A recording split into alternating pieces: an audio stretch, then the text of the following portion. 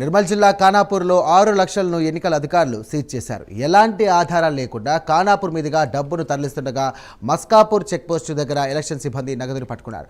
ఆధారాలు చూపితే నగదును తిరిగిచ్చేస్తామని తెలియజేశారు. అయితే నెల్లూరుకు చెందినటువంటి అఖిల్ అనే వ్యక్తి మేకలు కొనడానికి డబ్బులు తీసుకెళ్తుండగా వాహనాన్ని ఆపి ఎలాంటి ఆధారం లేకుండా తీసుకెళ్తున్న డబ్బును స్వాధీనం చేసుకున్నారు పోలీసులు. ఇక ప్రజలెవరు కూడా ఎన్నికల నిబంధనలు ఉల్లంఘించొద్దన్నారు అధికారులు.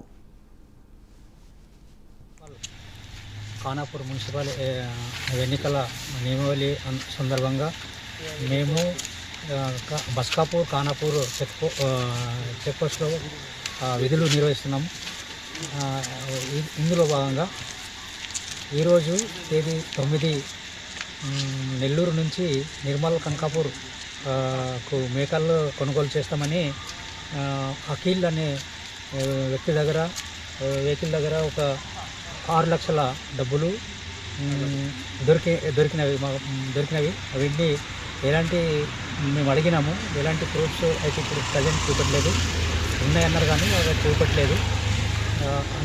అందుకోసము మేము మా టీంలో ఇవి ప్రూఫ్ అయ్యేంత వరకు సీజ్ చేయడం జరుగుతుందని తెలుస్తుంది.